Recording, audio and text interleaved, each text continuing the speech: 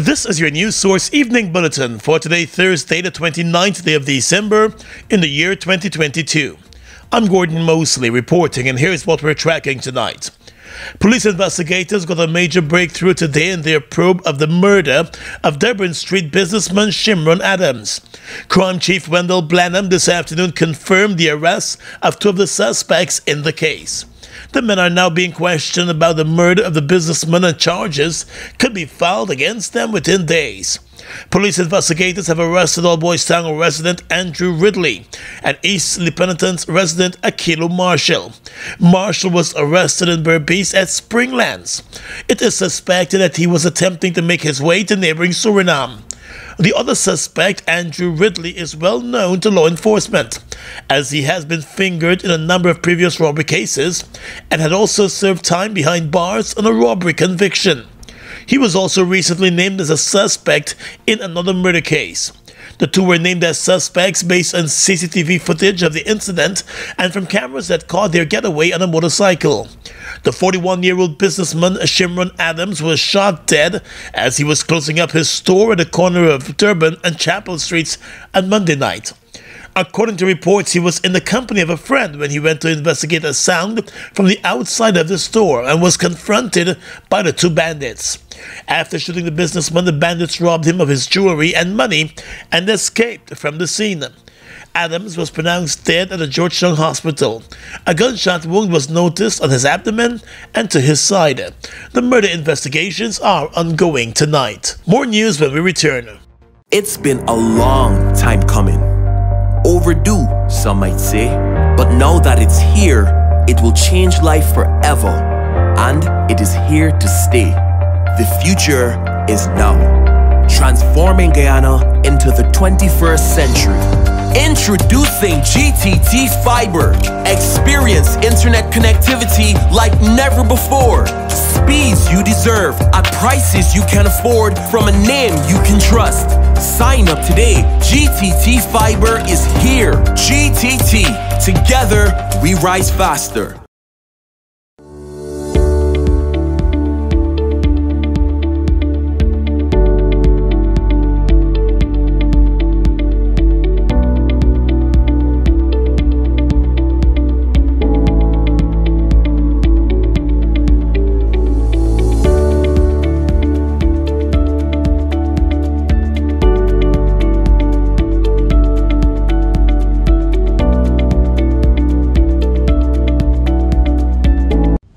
Giftland Office Max, we're all about customer satisfaction.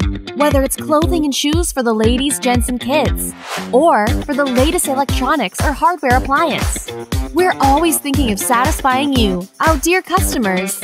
Now you can shop online at www.giftlandofficemax.com or visit us at the Giftland Mall, where we're happy to serve each and every one of you.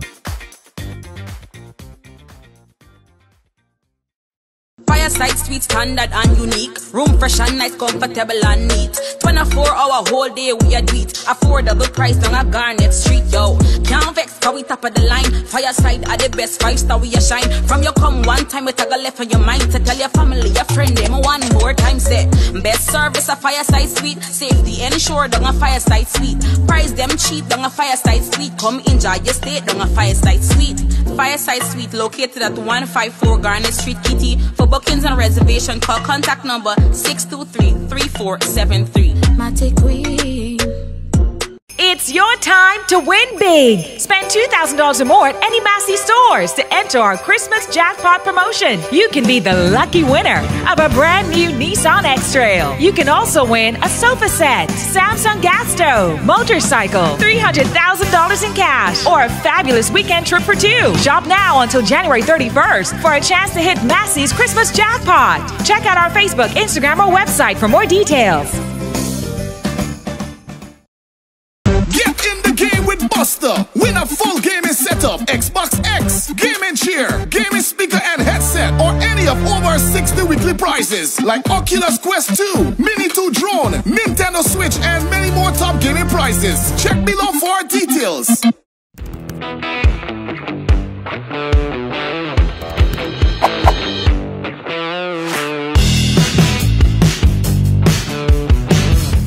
The court case challenging the passage of the Natural Resource Fund Bill 2021 continued today before Justice Navendra Singh, with the Clerk of the National Assembly Sherlock Isaacs taking the stand. The case, which was filed by Opposition Chief Whip Christopher Jones, challenges the lawful passage of the Natural Resource Fund Bill on several grounds, including that the government did not adequately consult on the bill, that the opposition was not permitted to speak on the bill, and that the bill was passed without the proper mace being in place. Today, when the clerk took the stand and presented the Parliament's evidence, he was questioned by Senior Counsel Royce Ford, who told News Source that based on the clerk's testimony, the bill was not properly passed. I believe the evidence adduced in court today, largely by the Clerk of the National Assembly, Mr. Sherlock Isaacs, confirmed the position of the opposition in a number of material respects. Firstly, he was able to confirm in his evidence that despite Resolution number 2 of 2021, which is passed by the National Assembly, which prohibits the House sitting beyond 8 o'clock unless a motion is presented by the Prime Minister, he conceded that that was not done and there was no evidence of it having been done. In his submission to the trial when it commenced in September, the Attorney General Anil Nandlal contended that the challenge to the passage of the bill is an abuse of the process of the court, and is without any legal basis. He explained then that there is no principle known to law nor the standing orders of the National Assembly which require that the mace be present and in place for Parliament to exercise its constitutional power to make laws. But the opposition shares a different view on that matter and has even argued that even the vote was not legal. He also conceded that at the time the bill was passed, the mace and the only mace in existence was not in place, and that what was used at the time of the passage of the bill was created unilaterally by himself and the Speaker. He also agreed that he himself and the Speaker, both of them, had no authority to create or use such a mace, or to have it used, I should say. He also confirmed that Mr. Kemraj Ramjitan was in his seat at all material times and did not participate in any activities which could be determined by the Speaker to be improper. Since the passage of the bill a year ago, the government has established the Natural Resource Fund Board. Following parliamentary approval, the government also made several withdrawals from the Natural Resource Fund, totaling billions of dollars. The opposition tried to block the passage of the bill with a loud protests in the House and the Speaker's mace being removed. A number of opposition members of Parliament remained suspended over the incident. Fireside Suite standard and unique. Room fresh and nice, comfortable and neat. 24-hour whole day we a do it. Affordable price on a Garnet Street, yo. Can't vex, cause we top of the line. Fireside are the best, 5-star we a shine. From you come one time, we take a left on your mind. To tell your family, your friend, them one more time say. Best service a Fireside Suite. Safety ensured on a Fireside Suite. Price them cheap on a Fireside Suite. Come enjoy your stay on a Fireside Suite. Fireside Suite located at 154 Garnet Street, Kitty. For bookings and reservation, call contact number 623-3473. The Ministry of Housing and Water through the Central Housing and Planning Authority has signed a $202.9 million contract with Global Services Incorporated for the development and implementation of an information technology solution for the single window planning and development system. Global Services Incorporated, which is a consortium of companies based in Guyana, North America, and the United Arab Emirates, was selected from among 6 companies that were shortlisted during the bidding process. The electronic system, which is expected to be implemented by June of next year, is intended to not only modernize the process of issuing planning and building permits, but will also reduce the wait times and other inconveniences. The contract was signed in the absence of a planning and development single window system legislation. A bill covering the legislation was recently laid in the National Assembly, and the government is confident of its passage. Minister of Housing and Water Colin Crowe said the single window system will allow for high levels of transparency and accountability. Meanwhile, amid concern over the tendering process, Minister Crowe expressed confidence in the contracting service, explaining that the group has executed similar projects with the Dubai Development Authority, Qatar, Bahrain, Ontario, and in Jamaica. The contractee here today comes, and this is what consortium brings to the table, they all bring with them different aspects of experience that will allow both from the technological, the soft side, as well as for ensuring that we can deal with the interactive part in terms of members of the public. The housing minister further stated that the system will focus on 5 key elements: providing one-window access for Central Housing and Planning Authority to act as a single point of entry for planning, dashboards allowing staff to monitor the status of individual applications, application tracking allowing users and applicants to make submissions and track application progress, and deadlines and escalations to enable timely processing of applications, and scalability to ensure that the IT solution can accommodate increased application volumes. Minister within the Ministry of Housing and Water, Suzanne Rodriguez, in her remarks, said the technological advancement is historic in the housing sector. And anybody who has ever undertaken a massive construction or had to come or had to apply to the City Council or any NDC for a building permit or a planning permit knows that when they start the process at the Mayor and City Council or at the NDC, they then have to come to Central Housing and Planning Authority. They have to go to the Fire Department, EPA, Public Works, Sea Defense. There's a whole host of agencies that you have to go to basically track your application, and you have to do this in person. Each agency you have to submit different application with different requirements. So this tremendously eases that process of doing business, where you will present your completed application at a single window. And noting the single window system will allow for greater transparency, the minister also said that there will be strict timelines for applicants to follow throughout the virtual process. We are removing all subjectivity from the system. So no Guyanese or no investor does not have to fear any form of subjectivity, or do not have to fear that any public official will deny their application simply because the public official don't like them or any of that. The contract was signed by the Chief Executive Officer of the Central Housing and Planning Authority, Sherwin Greaves, and the President of Global Services, Inc., George Melville. Still with housing, members of the joint services were given the opportunity on Wednesday to get pre-qualified for loans for their home construction, while landowners were allowed to register for steel and cement assistance, as the Ministry of Housing and Water through the Central Housing and Planning Authority, together with 4 commercial banks, conducted an outreach at the Army headquarters at Base Camp I in Ghana. Chief of Staff of the Guyana Defense Force, Brigadier Godfrey Bass, said the outreach was in keeping with the commitment made by the President. He believes for our soldiers, our police, our prison officers and fire officers as essential workers, that they must be comfortable in every phase of their life so that they can continue to serve the people of Guyana without fear, favor, and without any hindrance. According to the Chief of Staff, over the past 2 years, the President, as the Commander-in-Chief of the Armed Forces, has demonstrated a high level of commitment to the members of the GDF and, by extension, the Joint Services.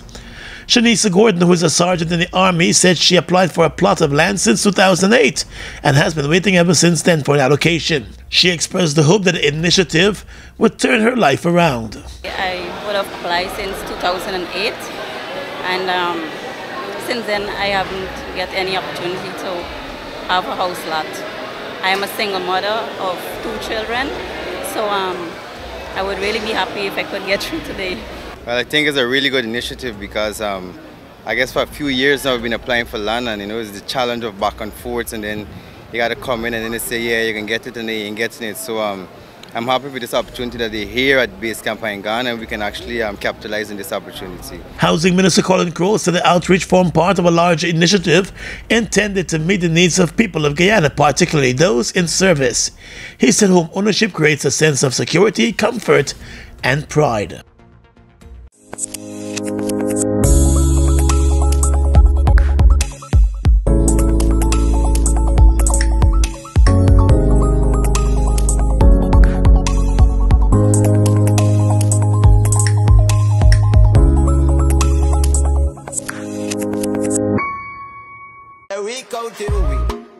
Census takers are visiting communities across Guyana and collecting information from every household.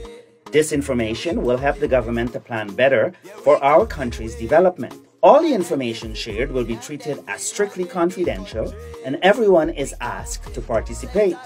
No one should be alarmed about any question asked, because the answers provided will help to improve living standards, decrease community crime rates, and improve access to housing and healthcare, among other benefits. The census gives us the tool to identify some of these important gaps that exist across communities, within communities, and across regions, so that we can have targeted intervention. Yeah, we counting way from region 1 to region 10, the whole country. Yeah, we counting way.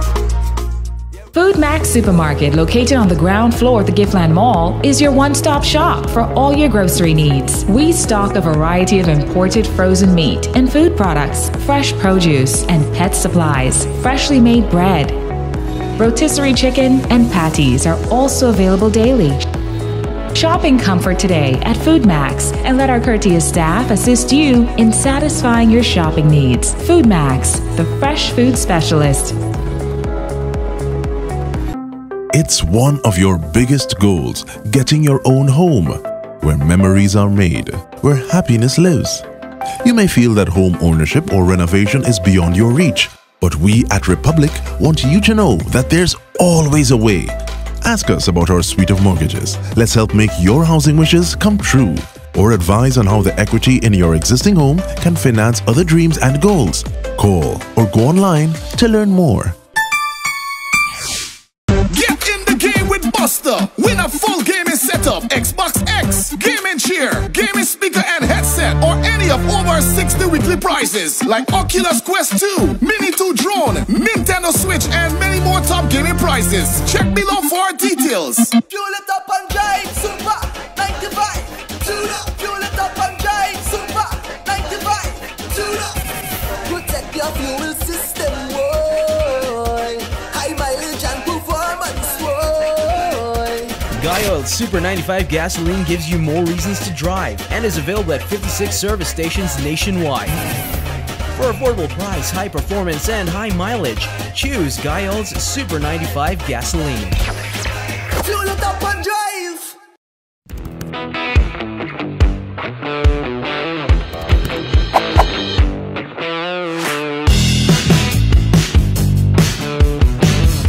Across the region tonight, some sad news to report. Pelé, the legendary Brazilian football player who rose from barefoot poverty to become one of the greatest and best-known athletes in modern history, died today at the age of 82.